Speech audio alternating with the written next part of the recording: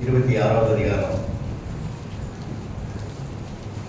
67வது வசனமும் 68வது வசனமும். மத்தேயு 26வது அதிகாரம் 67ம் 68ம். அப்பொழுது அவருடைய முகத்தில் அவரை துப்பி அவரை குட்டினார்கள். சிலர் அவரை கன்னத்தில் அறைந்து, கிறிஸ்துவே, உம்மை அடித்தவன் யார்? அதை ஞானதரிசியினால் எங்களுக்கு சொல்லும் என்றார்கள். அதோடு சேர்த்து மார்க் எழுதின சுவிசேஷம் 14வது அதிகாரம் 65வது வசனம். மார்க் 14:65. அப்பொழுது சிலர் அவர் மேல் துப்பவும் அவருடைய முகத்தை மூடவும் அவரை குட்டவும் ஞானதரிசியினாலே பார்த்து சொல்லி என்று சொல்லவும் தொடங்கினார்கள். வேலைக்காரரும் அவரை கன்னத்தில் அறைந்தார்கள். லூக்கா எழுதின சுவிசேஷம் 22வது அதிகாரம் 63 முதல் 65 வரைக்கும். லூக்கா 22 63 முதல் 65 வரைக்கும்.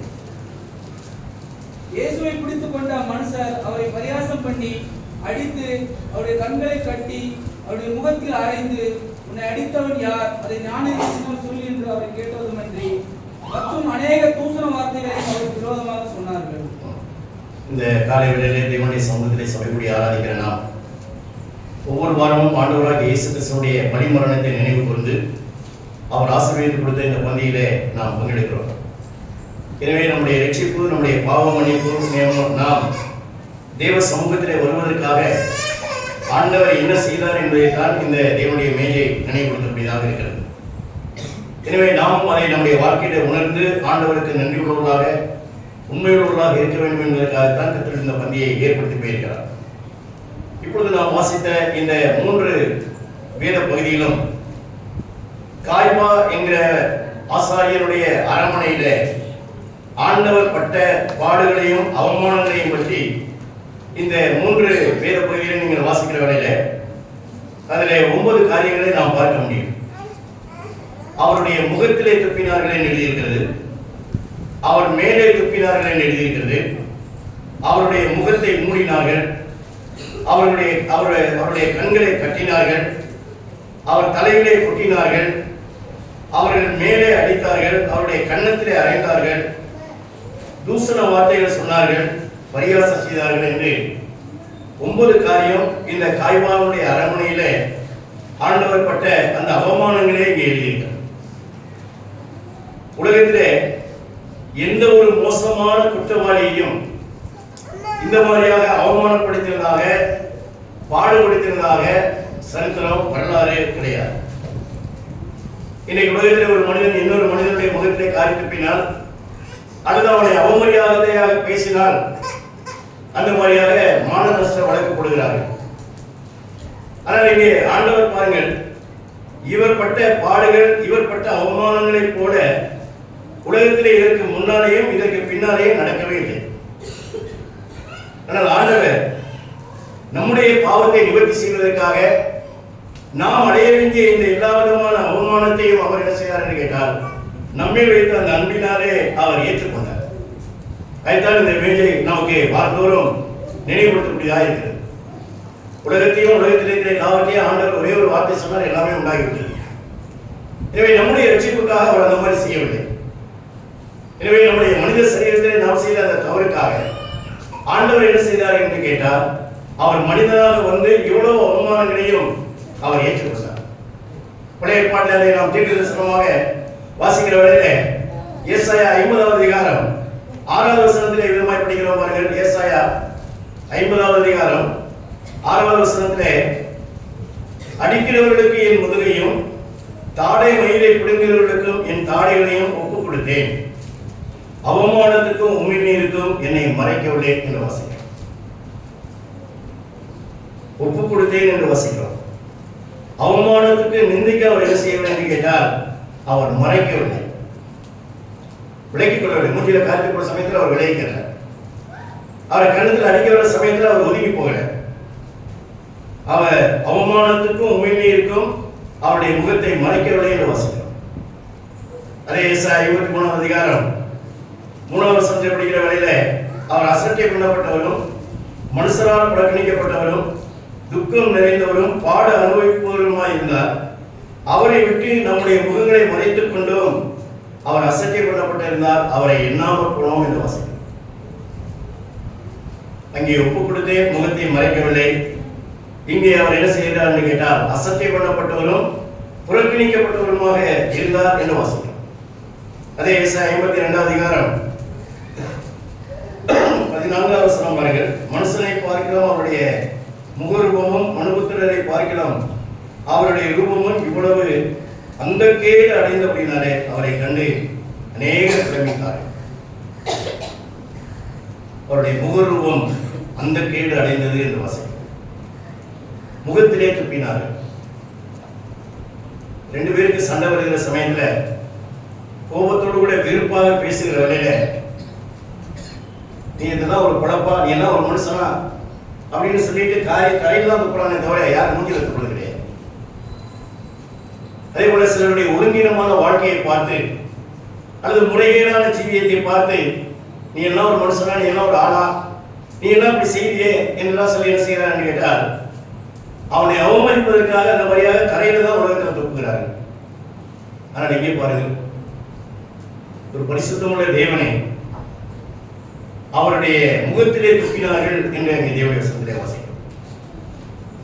மறுரூப மலையில 10:17 வாசிக்கிற வேளையிலே அவருடைய முகம் எப்படி இருந்தது என்று கேட்டால் சூரியனை போல பிரகாசித்தது என்று வேதத்திலே வாசிக்கிறோம்.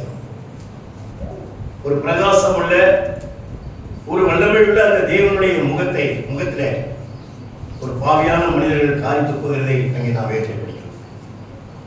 நம்முடைய பாவம், நம்முடைய அநீதிக்கு நம்ம முடிஞ்சு தான் காரி துப்பணும். அவ்வளவு கேவலமான வாழ்க்கை, ஒழுங்கீனமான வாழ்க்கை, உண்மையில்லாத வாழ்க்கை, தேவனுக்கு துரோகம் பண்ணக்கூடிய நிலைமையிலே நம்முடைய செயல்பாடுகள் தான் இருந்தது.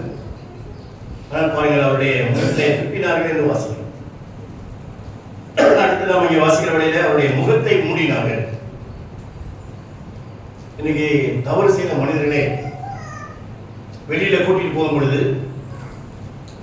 அல்லது கோர்ட்ல இருந்து ஜெயிலுக்கு கூட்டிட்டு போகிற வேலையில, ஜெயில இருந்து கோர்ட்டு கூட்டிட்டு வருகிற வேலையில அநேகர் என்ன செய்யறாங்க என்று கேட்டால் தங்களுடைய முகத்தை மூடி கொடுக்கிறார்கள். சிலருக்கு அவங்களே மூடியை கொண்டு வராங்க. சிலர் என்ன செய்கிறார்கள் என்று கேட்டால் மேல மூஞ்சியை தூக்க முடியாதபடிக்கு தலையில் அந்த மாதிரியாக துண்டு போட்டு கொண்டு போகிறதை நாம் இன்றைக்கு உலகத்திலே பார்க்கிறோம். ஏன்? நல்லா படிச்சிருக்கிறாரு, நல்ல பதவியில் இருக்கிறாரு, ஆனால் அவர் செய்ததான அந்த பாவம் ஒரு அவமானமாக, ஒரு நிந்தையாக இருக்கிற அப்படின்னாலே அந்த மாதிரியாக அநேக தங்களுடைய முகத்தை மூடிக்கொள்கிறார்.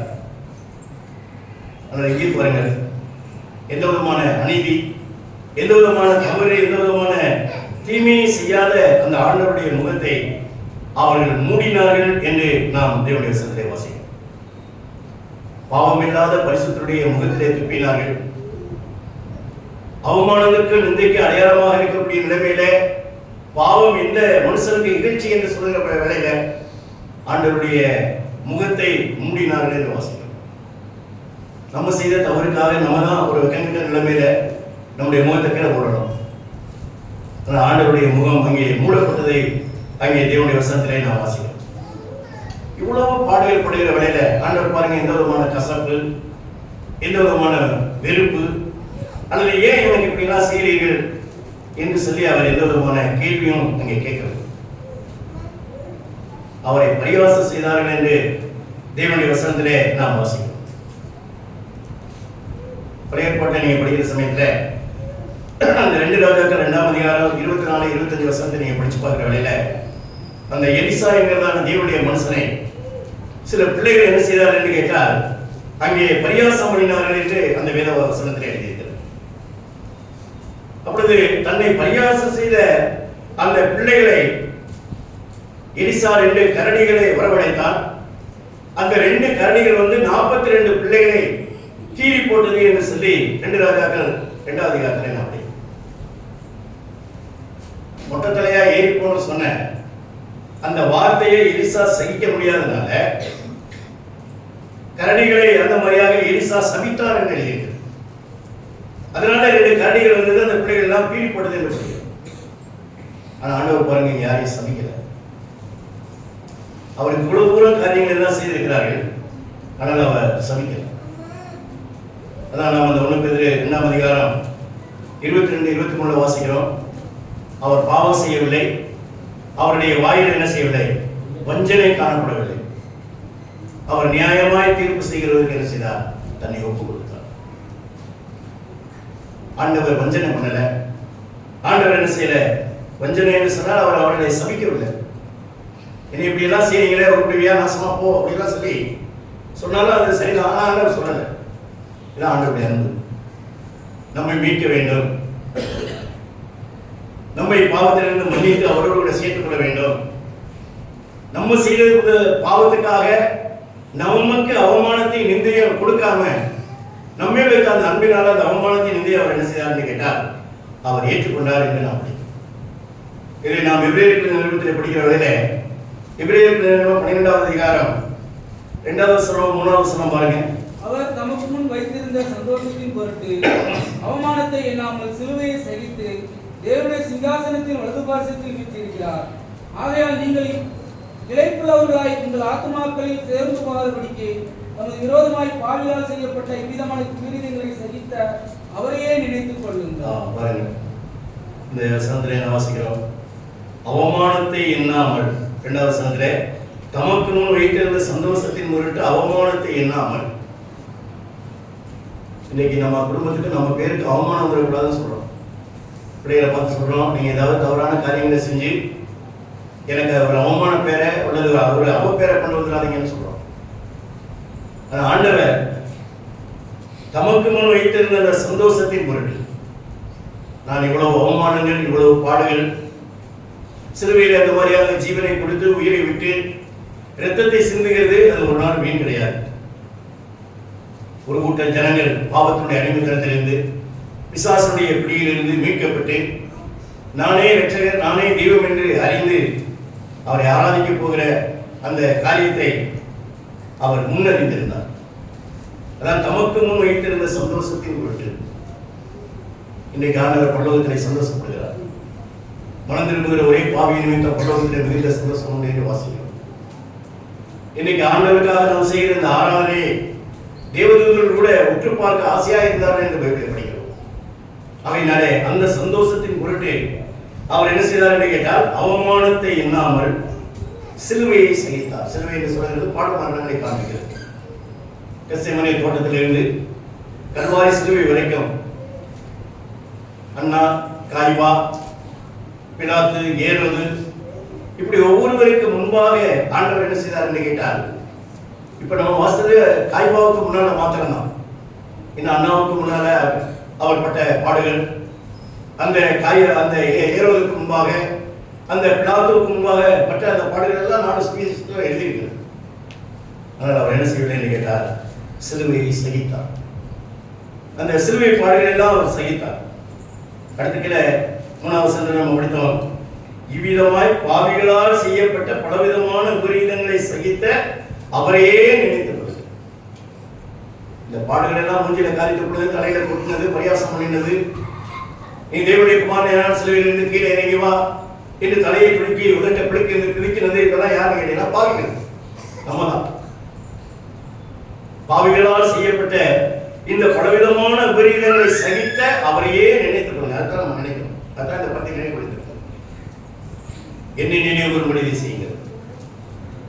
ஆண்டவரே, பாவியாக என்னை மீட்பதற்காக, என்னை ரட்சிப்பதற்காக, என்னுடைய பாவசாபத்தை மன்னித்து உன்னோடு கூட சேர்த்துக் கொள்வதற்காக எவ்வளவு அவமானங்கள், எவ்வளவு நிந்தைகள், எவ்வளவு பாடுகள் பட்டியல் என்பதை இந்த மேலே நினைவுபடுத்துகிறது. பாவிகளால் செய்யப்பட்ட பலவிதமான விபரீதங்களை சகித்த அவரையே நினைத்து கொள்வது.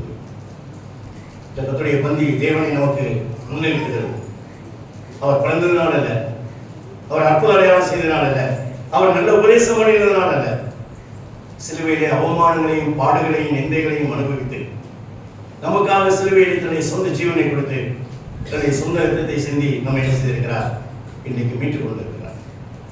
எனவே அவரை நாம் என்ன செய்ய வேண்டும் என்று கேட்டால் நினைக்க வேண்டும்.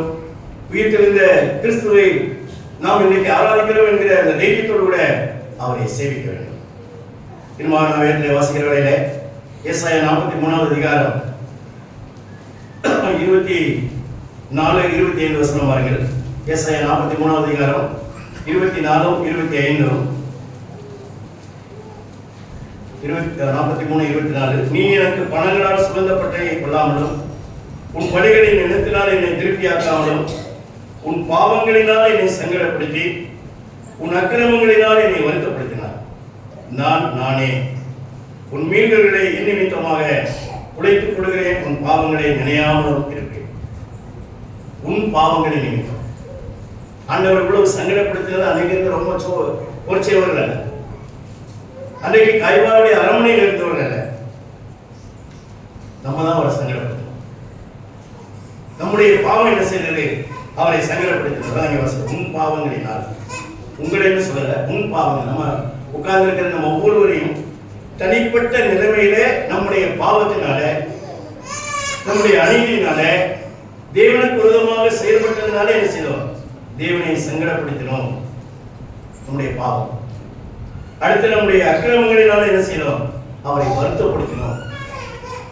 இயேசுநாதர் சிலுவை பாதையெல்லாம் பார்க்கிற வேலையில ஐயோ மூஞ்சி முகத்துல காரி போடுறாங்க, முதுகுல சாட்டையினால அடிக்கிறாங்க, கையிலையும் காலையும் ஆணி அடிக்கிற வேலையில பார்த்து ரொம்ப பரிதாபப்பட்டு அந்த மாதிரி கண்ணீர் சிந்துடும்.